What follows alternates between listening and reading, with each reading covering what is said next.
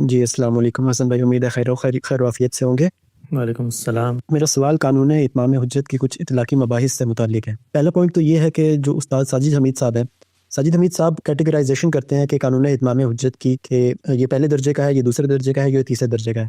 وہ یہ کہتے ہیں کہ جن ممالک کی طرف خطوط بھیجے گئے، جن ریاستوں کی طرف خطوط بھیجے گئے، ان کا تیسرے درجے کا اتمام حجت ہے، وہ اس درجے کا نہیں ہے جس درجے کا مکہ کے مشرکین کا اور اہل کتاب کا ہے۔ اسی سے ریلیٹڈ بات یہ ہے کہ جو اولین مخاطبین ہیں وہ تو اس کے سب سے پہلے حقدار ہیں کہ ان کے اوپر اتمام حجت ہو اور ان کے اوپر سزا یا جزا نافذ ہو۔ اسی طرح اگر آپ حضرت عیسیٰ علیہ السلام کی بات دیکھیں تو آپ غامدی صاحب فرماتے ہیں کہ ٹیٹس رومی جو تھا وہ آیا 70 عیسوی کے اندر اور اس نے وہ قانون اتمام حجت کی جو سزا ہے وہ ان پر نافذ کی، لیکن 70 عیسوی اور حضرت عیسیٰ علیہ السلام کی وفات میں کم از کم بھی 40 سے 50 سال کا فاصلہ ہے۔ تو کیا اولین مخاطبین کے اوپر وہ سزا نافذ نہیں ہوئی؟ اور اگر ہوئی ہے تو وہ کب ہوئی ہے اور وہ کیسے ہوئی ہے؟ اس میں دوسری بات یہ ہے کہ کیا آپ بھی اس کیٹیگرائزیشن کو مانتے ہیں جو استاد ساجد حمید صاحب نے کی ہے؟ شکریہ۔ جی مجھے نہیں معلوم انہوں نے کیا کیٹیگرائزیشن کی ہے، لیکن یہ جو استدلال آپ نے بیان کیا ہے کہ قانون اتمام حجت کے تحت 3 درجات اگر کوئی صاحب علم بیان کرتا ہے تو اس پر میں اپنی رائے اور گزارشات پیش کر دیتا ہوں، اسی درخواست کے ساتھ کہ میرے علم میں نہیں ہے کہ ان کا پورا مکمل استدلال کیا ہے، ان کے دلائل سے میں واقف نہیں ہوں کہ وہ کیا کہتے ہیں، لیکن یہ جو نقطہ نظر ہے اس کو میں درست نہیں سمجھتا۔ اس کی وجہ یہ ہے کہ اتمام حجت جو ہے اس کو پہلے سمجھ لینا چاہیے کہ اتمام حجت ہر وقت ہو رہا ہے، آج بھی ہو رہا ہے، اور پیغمبر کی موجودگی میں بھی ہوتا ہے۔ پیغمبر کی موجودگی میں جو فرق واقع ہوتا ہے وہ فرق یہ ہے کہ اللہ تعالیٰ اس کی موجودگی میں نہ ماننے والوں کے بارے میں فیصلہ صادر کر دیتے ہیں۔ اتمام حجت تو آج بھی ہو رہا ہے، ہر وہ شخص جو دنیا میں آتا ہے اس کو اللہ تعالیٰ نے فطرت میں ہدایت دی ہے، آفاق و انفس کی نشانیاں موجود ہیں۔ مجھے نہیں پتا کس شخص کے اوپر کس درجے میں ہو گیا، کس پر نہیں ہو گیا، لیکن ہو رہا ہے، آج بھی ہو رہا ہے۔ وہ فیصلہ نہیں ہوتا اس کے حق میں آج کہ اگر اتمام حجت کے باوجود وہ انکار کرتا ہے تو اس پر دنیا میں سزا کا نفاذ کر دیا جائے۔ پیغمبر کی موجودگی میں نفاذ ہو جاتا ہے، لیکن کیا پیغمبر اپنی صحیح اپنی جدوجہد سے یہ درجات مقرر کرتے ہیں کہ پہلے درجے کا اتمام حجت میں کروں گا، دوسرے درجے کا اتمام حجت صحابہ کریں گے؟ ایسا ہرگز نہیں ہوتا۔ پیغمبر کا وجود اور پیغمبر کے ساتھ خدا کی مائیت کا ظہور اور پیغمبر کا دعویٰ، یہ دعویٰ کرنے کے بعد لوگوں پر یہ لازم آ رہا تھا کہ وہ آئیں اور پیغمبر کے سامنے اپنے عذر پیش کریں۔ پیغمبر نے تو یہ عین ممکن ہے کہ جزیرہ نما عرب کے بھی گھر گھر جا کے منادی نہ کی ہو، اور یہ حقیقت ہے۔ آپ نے تو ہر جگہ پر جا کے خود جزیرہ نما عرب کے اندر گھر گھر کو کھٹکھٹا کر ایک دوسرے سے بات نہیں کی، بلکہ ایک جگہ پر بیٹھ کے ایک دعویٰ کیا ہے۔ اس دعوے کی خبر البتہ سب تک پہنچ چکی ہے۔ وہ خبر پہنچنے کے بعد انہوں نے کیا رویہ اختیار کیا ہے، کیا انہوں نے اس خبر کو پہنچنے کے بعد تحقیق کی، پیغمبر کے پاس آئے، اپنے آزار پیش کیے، ان سے کوئی تبادلہ خیالات کیے؟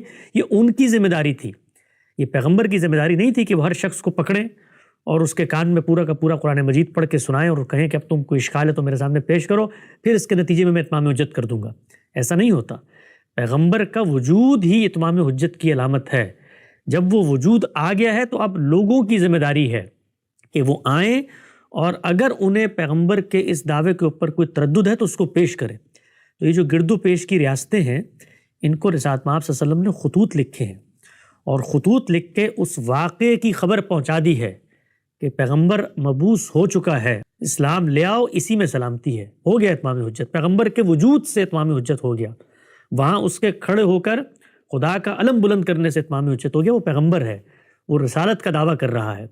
اب ان لوگوں نے اگر سرکشی کا رویہ اختیار کیا ہے تو وہ خدا کے اسی قانون کے تحت عذاب کی زد میں آ چکے ہیں۔ چنانچہ آپ یہ دیکھیے کہ اللہ تعالیٰ کے پیغمبر کے جو صحابہ تھے، انہوں نے جب ان سلطنتوں کی طرف طاقت کی ہے اور ان پر وہ حملے کے لیے گئے ہیں، تو ہم نے قانون اتمام حجت اور خدا کے عذاب سے متعلق ان تمام آثار و روایات کے اوپر کام کیا ہے، جو غامدی صاحب کی کتاب علم النبی میں انشاءاللہ بہت جلد شائع بھی ہونے جا رہا ہے، جس میں ہم نے یہ بتایا ہے کہ خود صحابہ اکرام نے جا کر جب ان قوموں کے ساتھ میدان جنگ میں مکالمہ کیا ہے تو ان کو یہی قانون بیان کیا ہے کہ ہمیں اللہ کے پیغمبر نے بھیجا ہے اور وہ آ گیا ہے اور اس کے بعد فیصلہ ہو جائے گا، لہٰذا ہم لوگ تو بالکل بے آب و گیا وادیوں میں بیٹھے ہوئے تھے، ہم نے اس کے سامنے سر تسلیم خم کیا تو خدا نے دیکھو ہمیں کامیابی کی کس منزلوں تک پہنچا دیا ہے کہ آج ہمیں اتنی آسودگی اور اتنے وسائل حاصل ہیں۔ سو قادسیہ کے میدان کے اندر آپ اگر ان کا مکالمہ دیکھیں جو مغیرہ بن شعبہ نے تقریر کی صورت میں اس دور کے حکمرانوں کے سامنے پیش کیا ہے، تو اس میں اسی قانون کا حوالہ دیا ہے، اور پھر اس کے بعد بتایا ہے کہ جب مارکے ہو گئے تو جس طرح پیغمبر کی موجودگی میں خدا کی نصرت اور تائید آئی تھی، جیسے بدر میں فرشتے اترے تھے، جیسے عذاب میں ہوائیں چلی تھیں، بالکل یہی معاملہ وہ کہتے ہیں کہ ہمارے ساتھ بھی ہوا ہے کہ مچھلیوں کے ڈھیر ہمارے سامنے لگا دیے گئے، اور صحابہ کہتے ہیں کہ کہنے والا یہ کہتا تھا کہ قتل تو زمین پہ ہوا ہے لیکن کیا کسی نے آسمان سے۔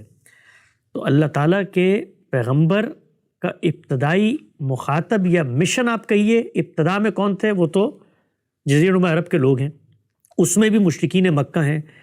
وہ جب ہجرت کر کے جاتے ہیں تو اس میں ایکسٹینشن ہوتی ہے، اہل کتاب کو دعوت پیش کی جاتی ہے، اس کے بعد اس میں ایکسٹینشن ہوتی ہے تو گرد و پیش کی ریاستوں میں خطوط لکھے جاتے ہیں۔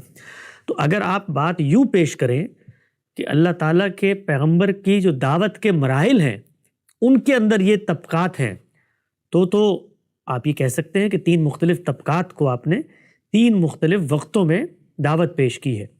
لیکن یہ کہنا کہ اتمام حجت کے درجات مختلف ہو گئے، اتمام حجت یا ہوتا ہے یا نہیں ہوتا، لوگوں کے ساتھ جو سزا کا معاملہ کیا جاتا ہے وہ ان کی حالت اور ان کی کیفیت کی رعایت سے کیا جاتا ہے، وہ اتمام حجت میں کمی یا بیشی کی وجہ سے نہیں کیا جاتا۔